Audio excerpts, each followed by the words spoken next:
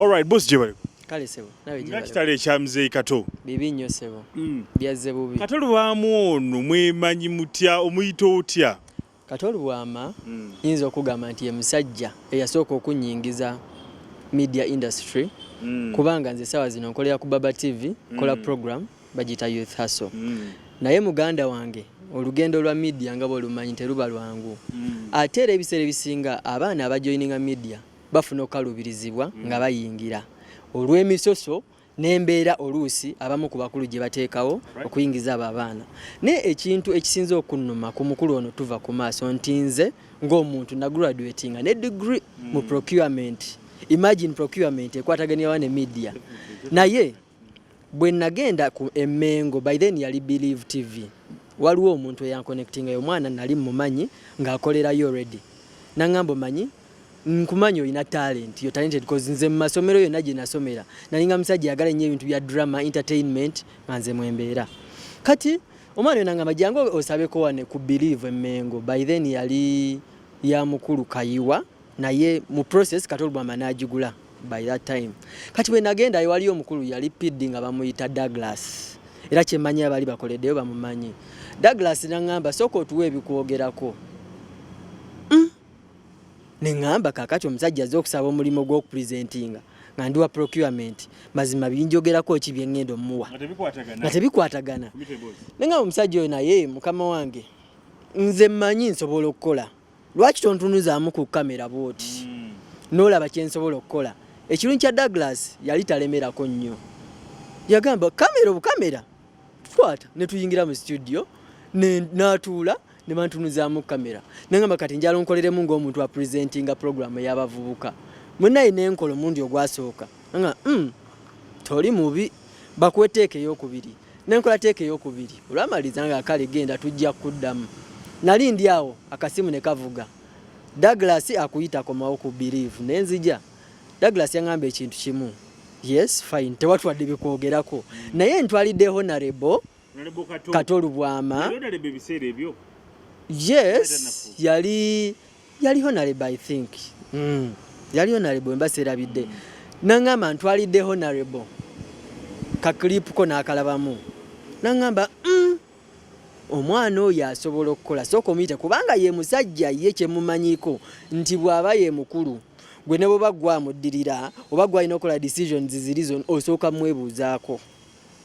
Kwegamba ye ayagala abeere nnyo overall kyabadde ng'alina nti ne baba ye CEO ebya finance era asalawo ebyaki byonna asalawo era yagamba omwana oyo sooka omuyite olunaku olwo nasooka omumiitinga Honorable Kato Lubwama. N'ekyasinga okuneewuunyisa nti ye ng'omuntu yagamba nti nze ku TV eyange njagalako abantu abalina art, abantu abasobola okukola ekintu naturally ng'omulaba takikaka. Nangamba nze mu bulamu obwange ntambula nnyo nga nnoonya abaana abali talented. Yensonga lwaki nange mpangadde lwa talent entuusizza wanene. Nangamba osobola okukola mwana gwe lwakuba okyali kasiiwufumu naye tujja kutereeza. Naffe si bwe twatandika omanyi bwatu badde ng'ayogera nga teyeeri antama ng'ajereegereza. Ekintu ekyo nesooka nekinwamu nga onaleba ngambye ndi musiiwufu. Kakati tuyimbire mu akayimba ka Dimitiri yako twasoba ddali wali mukozi wako Kato. Nzijukirako chorus tonvuga speed muganda kambunyise ebipande nkutimbe mutala ku mutala radio zitulange zitulalase kankomaawo omugenzi ayinza onyiga nga nkayimbye bulungi nnyo. Kakati mbadde nkugamba munnange olunaku lwe twamusimamu naffe omanyi waliwo bagaba onyigiriza ennyo ennyindo ereeta omusaayi ekyo gwakyogedde mukama wange naye olunaku lwe twalina show gye bayita ekikompola bba n'omukyala gwe bayita Nagadya Mariam ne tugenda ne tukuba akayimba ka tunaabaawo tutya abakozi ng'embeera eganye kati tukolerwa kufiirwa naye mbuuza omukozi alidde ate omukulu oli yali ayagala TV ye ng'agiraba okuva ku maki oba mu parliament yagendanga ssaawa meka ekyo kyesinza kulimba naye nga ne baba avuddeyo atuukira mu studio ne bwaba avudde mu parliament ng'atuukira mu studio. Kakati munebwe yavaayo yatusangiriza nti okay mubadde mu nkuba n'atuyita n'atutuuza n'asooka asandabula ffe omanyi yo omumanyi musajja teeri antama agiyita nagamba mubadde mugezaako okutegeeza ki manyi abadde nga amanyi okwogera nga alina ebimuwunyirira mubadde mugezaako okutegeeza ki muyinza okuddira Kato ne mumanyirira ku TV ye mwasasula ku mpewo eno nga mujjako ne mbwawo nalebo nedda tubadde tuyimba buyimbi tukuba bukubi buyimba bw'abalabi baffe aga mulooza kye mutegeeza si kimanyi nze Kato nyinza okuba sitaasomanyi ne mmanyi kye mutegeeza n'atumyawo bubaasa so katwesunako tuti atugamba leero iye ebbanga lyamaze nga tatuwa kabaasa kalimu 5 muganda wange eyo tetugendayo nja kuwemula kakati no munnange omufu tebamwogerako kibi ne eno embeera ngikunnyonnyola sinti neevuma okukola naye nyumya olugendo lwe twayitamu n'ensonga lwaki ffe nga ffe tuli proud of Kato Lubwama and we still celebrate him ate tujjamu celebrating paka mune akabaasa ne kajja ne tusanyuka temukabikula mujja kabikula nga nvudde wano mukitegeera kimanyirwa nyini kyo tetwagala nnyo kumanya oyinza okwesanga nga yali ampadde oba 5 oli nga mwadde 10 n'anyiiga ali nga ffena tuli bakozi be n'amala n'atubuulira omanyi yali nga muntu avuma ye muvumi naye ng'ate bambi amala n'akubuulirira ng'omuntu takuvuma nti mbubi nti oba takwagala oba ki naye ng'akuvuma agezeko okuteeka mu layini gy'akola ki gy'ayagala era Kato Lubwama ye muntu eyasinga okumpa inspiration n'okundaga nti nsobola okugenda mu maaso saa zino bye mulaba nkola abanfollowing ennyo ne mulaba perfection gye ndimu mu bintu byange byenkola it's all about Kato Lubwama yakiri emabega nti ye muntu eyagambanga wanonoka nagwe okoze bulungi singa onnyamba n'oyongeramu bwoti ojja kuba okola ki ate ojja kuba gwasinga naye ng'ekintu kyasinga stressinga ng'atugamba tukulembezanga nnyo ssente mirimu gya media money nabga abaana mugenda ne mujja ne mulooza nti muli battabu ne mwagala okulivinga expensive life ne mwagala mututeekeko enninga ffe baboosi bammwe tubawe ssente osobole ogulenga y'emitwalo 2 nze Kato sijja zikuwa kuba sizirina bwe mbabuulira ssente ze tusasula waggulu eyo okubateeka ku mpewo muyinza obutazitegeera n'ekyenjagala gwe kola bw'okola obulungi opportunity zijja kola ki zijja kusanga mu maaso nagamba nze kye mugamba nagenda okutandikira gye natandikira nga nfuna ssente mmeka tulwanye twambadde obupale buno obw'ekinu tuli basajja bakulu tukola ebyekisirusiru abantu gye batwagalidde kati gwe kolera mu mbeera yonna naye nga gwe kyotunulidde future yo okikoze otya mune tugenda okudda ebbali okebera obubaasa nga nyinaye 10 nembuza Mariamu owaaye kiri kitya side B nti owaaye nyinaye 10 ejawe ejadole eje Kenya oyagala kuwe muleje Uganda n'etaano gye 10 program mwali mugikoledde banga ki mukwano twakolera ndoze B24 naliyo over 2 years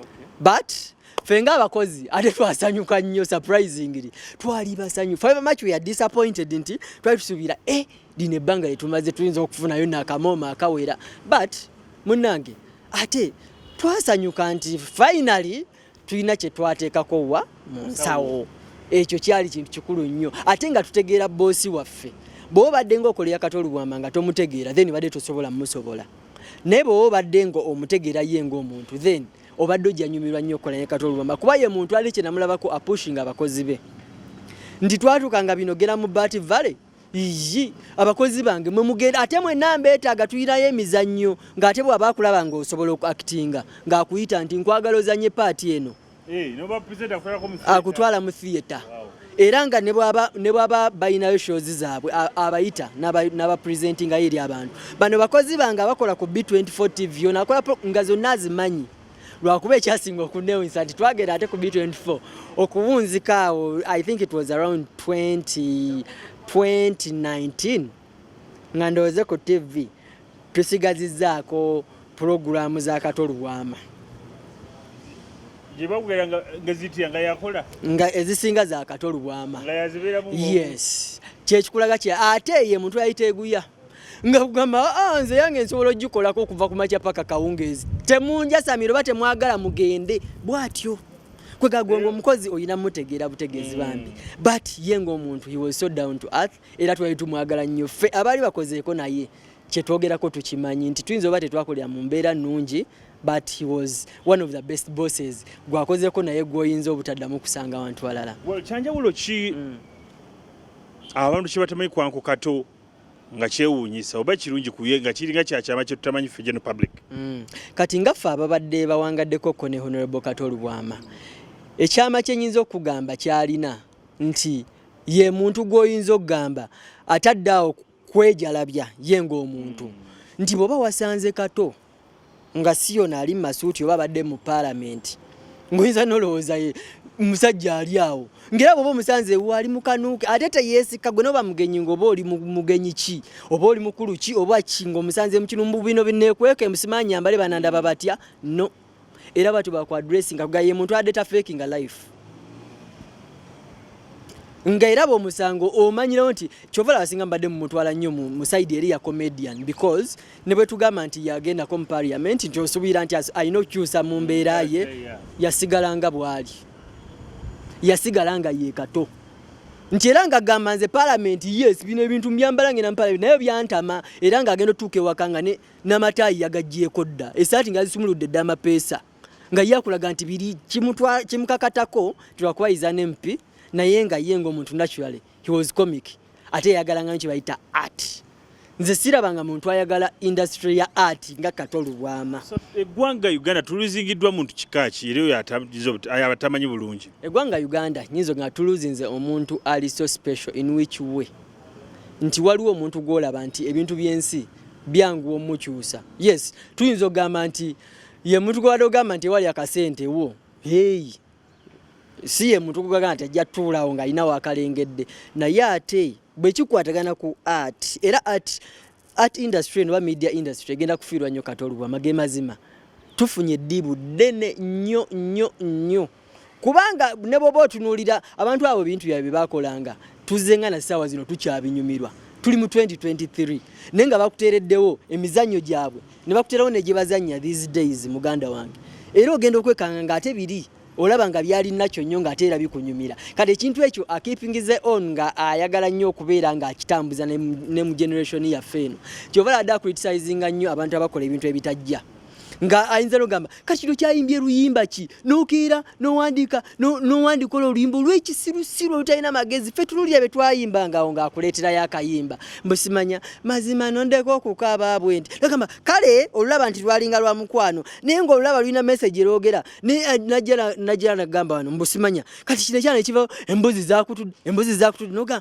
kati olwo mu makulu ki mu byonna ngezaako otegeeza ki nti Kato Lubwama ye muntu abadde nga ayagala ennyo art ekyo kyo teri muntu agenda kijjawo Kato Lubwama bwe twogera ku media industry ebya drama byonna Kato Lubwama ye muntu gwe tugenda okusigala nga twogerako era tugenda mu misinga nnyo abadde ne family mukyala baana yes we twakoleranga ku B24 amazima gali nti nalabako ku baana be manyiyo Conrad oyo twogera Conrad I think is around now 27 around 27 years 27 28 bwemba simwadde emyaka mingi nnyo is tasuka 28 yeah Conrad ye mukulu gwemmanyi naye nga mpulira mbu alaka alinayo n'abaana abalala wabweru eggwanga but nyinayo n'abato be nali mmanyi twabalabanga awo he was so good to his family he was so good lwakuba kye nali era mumanyiko nti yes family yabeerangawo ko kumakya naye biba byakola ate family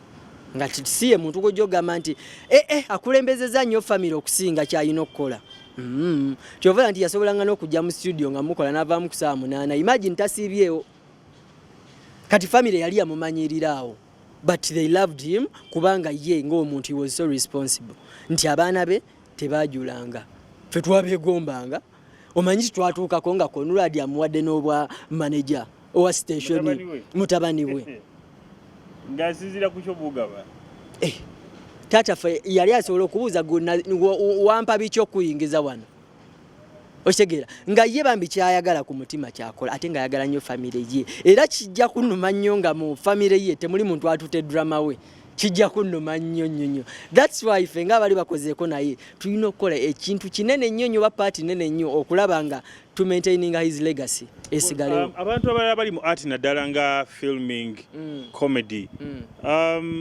kyakuyiga ki kye baba twale okuva eri Uncle Kato kitwandisigaza tugamba katukipinga legacy ye ki kye tuba tumuyigirako kye tuba tusigaza abantu abali mu industry kyenyinza bagamba nti tugezeeko nnyo ne bwe tuba tu employing abantu bali acting oba kola ki okutunulira nnyo talent leave beauty aside.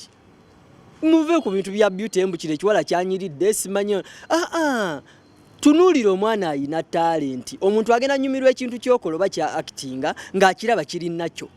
Waliwo abaana abamu ng'ekibatwala mu movies oba mu films ezo okwactinga nga just beauty ye naye nga bayatandisa okuzanyira webaka bwebasi.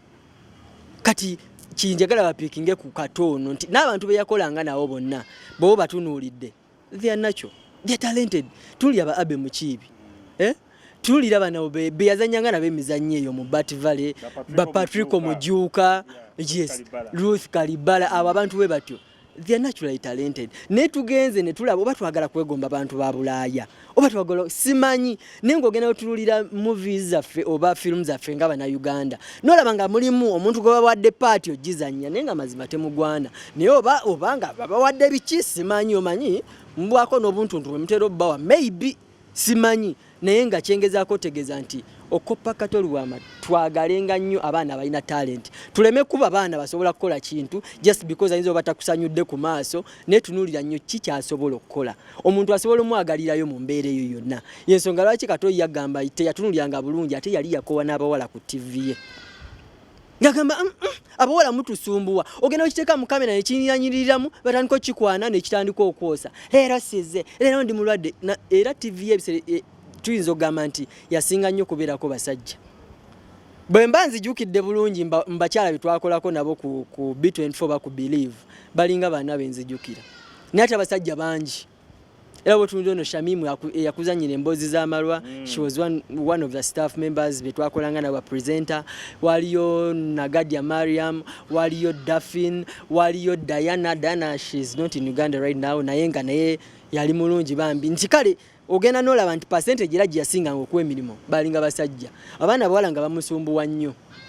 Okay, obubaka obusembayo ng'okubagiza family abenganda bakona b'emikwano. Okay, obubaka bange obusembayo obuyinza ogamba nti fenga abali bakozeko ne honorable ate ababadde bakya communicatinga naye tumanyi ekika ky'omuntu kyabadde era nga kyensaba family ye nti tugezeeko nnyo okuba abagumu ate tugezeeko okulaba engeri gye tuyinza okumaintaininga mu legacy ya Kato Lwama. Kigenda soboka kitya? Kigenda soboka nga tusose ne tutegeera biki byabadde ayina oba biki byabadde agoba maaso eyo. Maybe fenga abali babaddeko naye tumuyambeko okubituukiriza.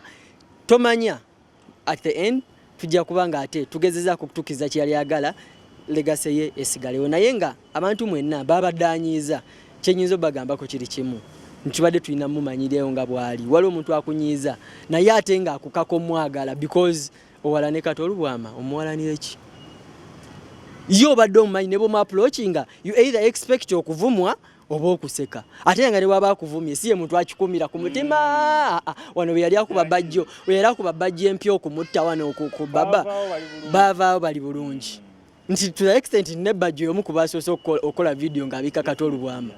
Kati kwegamba obadde oyina mumanyira bumanyizi era kigezaako tegeza abantu mwenna bana Uganda abandaba nti bobanga oli mu that line nga Kato Lwama gyabaddemu nga you an actor oba oli musician oba artist oba anything gamba nti gezaako okubeera so down to earth.